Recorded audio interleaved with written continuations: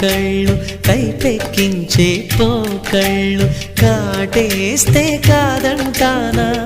ఇప్పుడైనా వయసేమైనా సొగసేమైనా మరపించే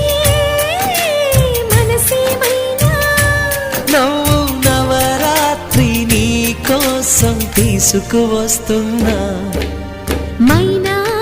ఏమైనావే మన్మథ మాసం అయినా ఎంతైనా ఇది మెత్తని మోసం